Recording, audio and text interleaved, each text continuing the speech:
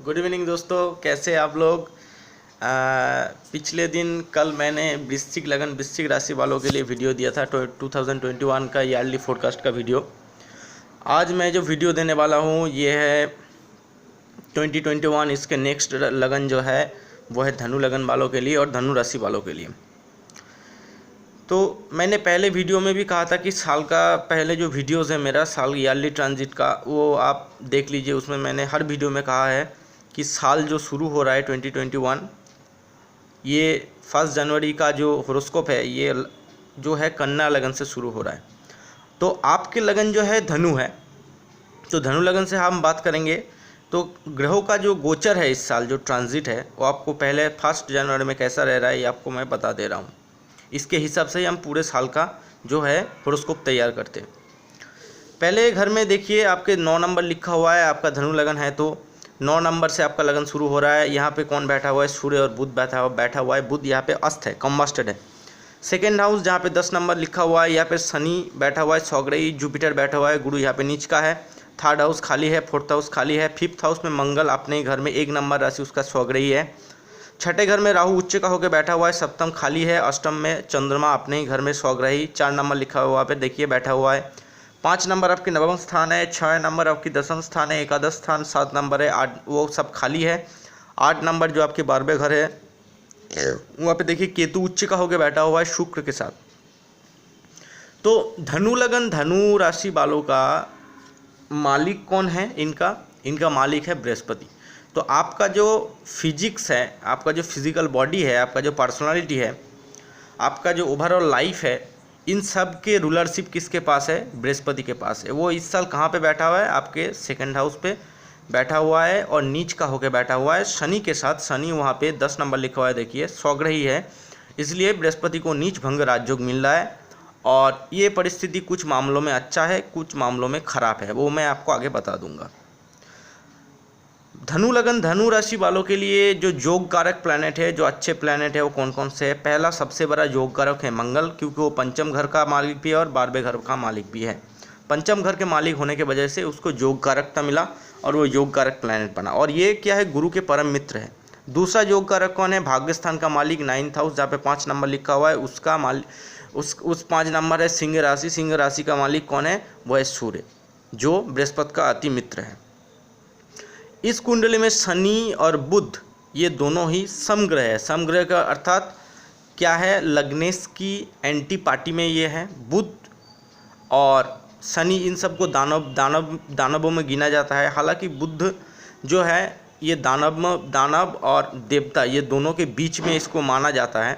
बहुत लोग इनको कहते हैं कि ये जो है हमारे दानव में भी आते हैं और देवता में भी बुध आते हैं। दोनों में भी दोनों में ही इनको कंसिडर किया जाता है बुध को। तो शनि और बुध आपके लिए क्या है? समग्रह है। शुक्र आपके लिए बहुत शत्रुवत व्यवहार करता है, जो धनु लगन धनु राशि वाले हैं। राहु आपके लिए बिल्कुल भी अच्छा नहीं है। राहु बृहस्पति को बहुत पीड़ित करता है। अगर बृहस्पति के साथ बैठ जाए, बृहस्पति राहु की दृष्टि में आ जाए तो बहुत पीड़ित हो जाता है बृहस्पति, इसलिए राहु से आपको बच के रहना पड़ेगा इस साल। चंद्रमा आपके लिए अष्टम घर का मालिक है। तो चंद्रमा हालांकि बृहस्पति का नैसर्गिक मित्र है, लेकिन इनको ऐसा घर मिल गया है जहां मृत्यु स्थान का मालिक है चंद्रमा, इसलिए चंद्रमा भी आपके लिए बिल्कुल भी अच्छा ग्रह नहीं है। तो आपको किन किन ग्रहों से बचना चाहिए? शुक्र से आपको बचना पड़ेगा, राहु से बचना पड़ेगा और चंद्रमा से आपको इस साल बचना पड़ेगा। और केतु का पोजीशन जहाँ तक मैं देख रहा हूँ 12वें घर में आपका है, उच्च का होकर बैठा हुआ है। तो ये मोक्ष का घर है, मोक्ष त्रिकोण है। तो आप जितना धार्मिक हो जाएंगे उतना ही केतु आपको बेहतर रिजल्ट देना शुरू कर देगा इस साल। तो केतु का पोजीशन मैं कहूँगा ओवरऑल ठीक ही है, बहुत ख़राब नहीं है, क्योंकि ये अपने कारक भाव में बैठा हुआ है। कुछ मामलों में ख़राब है, कुछ मामलों में बहुत ही अच्छा है। वो किस किस मामले में आगे आप सुनते जाइए, मैं आपको बताता जाऊँगा। शुरू करते हैं लगन से। लगन में कौन कौन ग्रह बैठा हुआ है? सूर्य बैठा हुआ है, जो आपके भाग्य का मालिक है। देखिए 5 नंबर जहाँ पे लिखा हुआ है वो आपका 9th हाउस है, आपका भाग्य स्थान है, वहाँ का मालिक सूर्य है। और क्या है? वो किसके साथ बैठा हुआ है? आपका 7th और 10th हाउस का लॉर्ड कौन है? वो है बुध। आपकी वैवाहिक जीवन, आपके पार्टनर, बिजनेस, जॉब, आपका कर्म क्षेत्र, सबका मालिक कौन है? आपके पिता का भी मालिक कौन है? बुध है। बुध इस साल आपके लगन में बैठा हुआ है, तो सूर्य लगन में बैठने से कुछ चीज़ें बहुत अच्छी होती है। जब भी सूर्य किसी, हम लोग देखते हैं किसी कुंडली में वर्षफल में केंद्र में आ गया और लगन में बैठ गया, या फिर छठे में बैठ गया, या फिर दसम स्थान में बैठ गया, तो ये गवर्नमेंट जॉब की इंडिकेशन देता है। तो इस साल जो लोग धनु लगन धनु राशि वाले बहुत दिनों से गवर्नमेंट जॉब की कोशिश कर रहे थे, उनके लिए ये साल बहुत अच्छा जाएगा। उनके पिता के लिए भी ये साल बहुत अच्छा जाएगा, गवर्नमेंट से उनको बेनिफिट हो सकता है। तो गवर्नमेंट रिलेटेड चीज़ों में आपको बेनिफिट होगा इस साल। आगे बढ़ते हैं, बुध की बात करते हैं। बुध के बारे में मैंने बताया, ये आपकी पति या फिर पत्नी या फिर पार्टनर्स या फिर बिजनेस पार्टनर्स, जॉब बिजनेस, सबका मालिक कौन है? बुध है। बुध लगन पे बैठने से आपका जो स्किन है, आपका जो लुक है, वो पिछले साल के मुकाबले इस साल बहुत अच्छा हो जाएगा। बुध की रेमेडी यहाँ पे ज़रूरत नहीं है, सूर्य का रेमेडी भी ज़रूरत नहीं है, बहुत अच्छा बैठा है। सूर्य का लगन में बैठने से कुछ चीज़ें नकारात्मक हो जाता है। पहली बात तो ये, आपको सिर में दर्द हो सकता है, आपकी राइट आई, दाहिना आँख जो है, इसमें जलन की शिकायत हो सकती है। तो इस तरीके का समस्या हो तो आप डॉक्टर की सलाह ज़रूर लें, क्योंकि लगन में जब भी सूर्य आएगा तो आपको वो, आपके शरीर जो है वो लगन है, पर्सनालिटी जो है लगन है, तो आपके शरीर को जलाने लग जाता है, आपकी सिर दर्द होने शुरू हो जाएगा, सिर का हिस्सा दर्द होगा, राइट आई में दर्द होगा। तो इस बात का आप ख्याल रखें। सेकेंड हाउस में आ जाइए। सेकेंड हाउस का मालिक कौन है? शनि है, अपने घर में बैठा है, बहुत अच्छा राजयोग है। जिन लोगों का भी पैतृक संपत्ति बहुत दिनों से पैतृक संपत्ति के ऊपर कोर्ट केस चल रहा था, या फिर वो नहीं मिला था अभी तक, तो इस साल मिलने का योग बनता है। गुरु यहाँ पे बैठा हुआ, और शनि किसका कारक है? थर्ड हाउस में, जो है आपका छोटे भाई बहन का, आपकी छोटी जर्नी का, और नेबरिंग प्लेसेस का, ये सब का मालिक कौन है? शनि है। शनि इस साल आपके छोटे भाई बहनों से भी आपका जो है आपके साथ जो, अगर पिछले सालों में अगर आपके साथ कुछ मनमुटाव हो गया था, तो इस साल वो धीरे धीरे दूर हो जाएगा, क्योंकि शनि जो करता है इसका काम बहुत धीरे धीरे होता है, ये एक दिन में कुछ भी काम नहीं करता। तो आपके छोटे भाई बहन का मालिक जो है वो है शनि, जो अच्छा स्थान में सेकंड हाउस में बैठा है। तो शनि को लेकर टेंशन लेने की कोई बात नहीं है। गुरु यहाँ पे सेकंड हाउस में देखिए, जहाँ पे 10 नंबर लिखा हुआ है वहाँ पे गुरु बैठा हुआ है, और गुरु क्या है? यहाँ पे नीच का है, और शनि के साथ स्वग्रही होने की वजह से शनि गुरु नीच भंग राजयोग बना रहा है। नीच भंग राजयोग से कुछ फ़ायदे आपको जरूर होंगे। पहले कि देखिए, जब भी नीच भंग राजयोग बनता है, तब अगर जिस ग्रह जिस जगह पे नीच का हो रहा है, जैसे गुरु 10 नंबर पे नीच का हुआ है यहाँ पे मकर राशि में, तो नीचता का जो फल है, जो नेगेटिव एनर्जी है गुरु का, जब भी नीचता भंग होगा, वो नेगेटिव एनर्जी जो आपको परेशान कर रहा था, वो नेगेटिव एनर्जी आपको परेशान नहीं करेगा।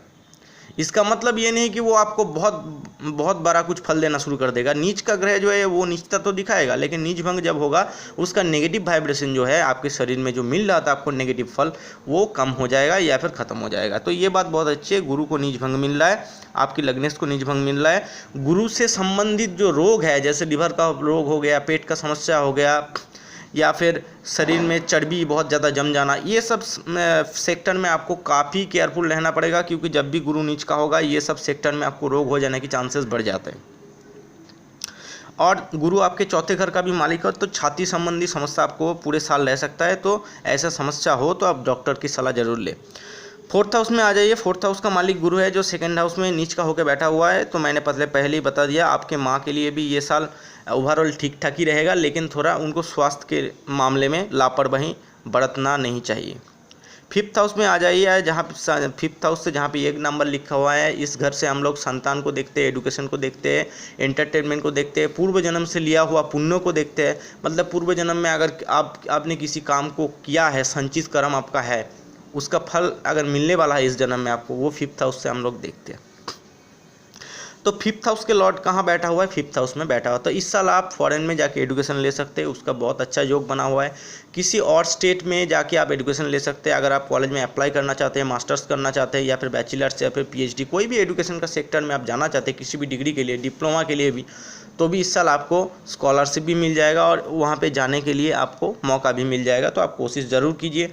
जो दंपत्ति बहुत दिनों से संतान के लिए परेशान थे, संतान उत्पत्ति के लिए परेशान थे, उनको इस साल अच्छा खासा मौका मिल रहा है। पंचम में जो मंगल है, उनको एक पुत्र संतान की प्राप्ति जरूर होगा इस साल।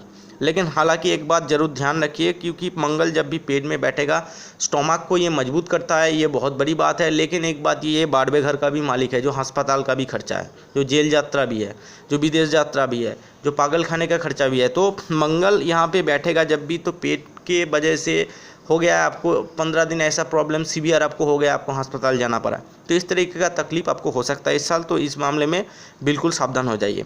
छठे घर में आ जाइए, राहु उच्च का होकर बैठा हुआ है। कुछ पॉजिटिव पॉइंट राहु का मैं बता देता हूँ। छठे में जब भी राहु आएगा, तीसरे घर में, छठे में, दसम में, एकादश में, ये सब राहु के कारक भाव है।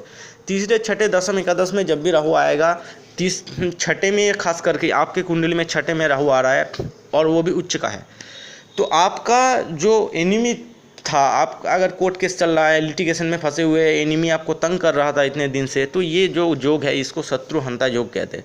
जो लोग स्पोर्ट्स में हैं, खास करके कंपटीशन एग्जाम दे रहे हैं, उनके लिए ये योग बहुत अच्छा है। राहु इस जगह से दसम घर को देखेगा तो आपको गवर्नमेंट जॉब लग सकता है। 12वें घर को देखेगा तो आप, क्योंकि राहु खुद ही फॉरेन प्लैनेट है, तो फॉरेनर से आपकी बातचीत बढ़ सकती है, आप फॉरेन जा सकते हैं। और क्या देखेगा, जुपिटर और सैटर्न दोनों को ये देख रहा है, जो सेकंड हाउस में आपको बैठा हुआ है। ये राहु का ये बृहस्पति और शनि को देखना बिल्कुल भी अच्छा नहीं। यहाँ पे बृहस्पति और शनि पीड़ित हो जाए। राहु का छठे घर में बैठना कुछ मामलों में खराब है। ये डिल्यूशनल डिजीज़ दे सकता है, हेलुसिनेशन आपको हो सकता है, इस तरीके का मानसिक बीमारी आपको हो जा सकता है राहु के छठे घर में बैठने से। तो इस मामले में आप सावधान हो जाइए। कुछ इस तरीके का तकलीफ अगर आपको लगता है कि हो रहा है, तो आप ज़रूर किसी साइकियाट्रिस्ट से बात कीजिए, सलाह लीजिए उनका। सप्तम में आ जाइए। सप्तम घर का मालिक कौन है? बुध है, जो लगन में बैठा हुआ है। पहले ही मैंने बुध के बारे में आपको बता दिया। अष्टम में आ जाइए। अष्टम का मालिक कौन है? चंद्रमा है। जहाँ पे 4 नंबर लिखा हुआ है वहाँ पे देखिए चंद्रमा बैठा हुआ है। अपने ही घर में चंद्रमा बैठा है। गुरु को अगर आप बल देंगे तो यही चंद्रमा आपको बहुत अच्छा फल सारा पूरे साल देने में बाध्य हो जाता है। क्योंकि गुरु नीच का हो गया है, इसलिए चंद्रमा उतना अच्छा विपरीत राजयोग का फल यहाँ पे आपको देगा नहीं। क्योंकि विपरीत राजयोग का कंडीशन ही यही है कि विपरीत राजयोग जब भी बनेगा, आपके लग्नेश को मजबूत होना पड़ेगा। लग्नेश नीच का नहीं हो सकता, लग्नेश अस्त नहीं हो सकता, और लग्नेश कहीं छठे 8वें 12वें में चला गया तो विपरीत राजयोग नहीं बनता है। 8वें घर में यहाँ पे चंद्रमा का सौग्रही होना ये दर्शाता है कि आपकी आयु में अगर कुछ खतरा था तो वो इस साल टल जाएगा और आपका आयु बढ़ने वाला है। नवम में आ जाइए। नवम के मालिक जो है लगन पे बैठा हुआ है, तो इस साल आपके लिए भाग्य पक्ष जो है, आपके लिए लक का जो फैक्टर है वो बहुत मजबूत रहेगा। दसम में आ जाइए। उसका मालिक बुध है, वो लगन पे बैठा हुआ है। पहले ही बता दिया आपको, आपके पिताजी और जॉब बिजनेस के लिए भी ये साल बहुत अच्छा है, खासकर बिजनेस के लिए। एकादश में आ जाइए, जहाँ पे आपके बड़े भाई बहन और आपकी इनकम को देखा जाता है। उसका मालिक चला गया गड्ढे में, 12वें घर में। तो इनकम के लिए ये साल आपके लिए मैं कहूँगा बहुत ज़्यादा अच्छा नहीं है। शुक्र का पोजीशन, वैसे तो शुक्र 12वें घर में जब भी जाएगा, शुक्र बहुत अच्छा फल देता है, क्योंकि ये 12वां घर जो है शुक्र का कारक भाव है। शुक्र जब भी चौथे, 7वें और 12वें घर में जाएगा तो बहुत अच्छा फल देता है शुक्र। लेकिन शुक्र इस कुंडली में मारक है, इसलिए शुक्र से बहुत अच्छा फल मिलने की उम्मीद नहीं है। तो शुक्र का उपाय आपको करना पड़ेगा। केतु के बाद मैंने पहले ही कह दिया आपको, केतु 12वें घर में आपका मोक्ष त्रिकोण है, वो 5, 9, 11, 8 भी कंसिडर किया जाता है कभी कभी।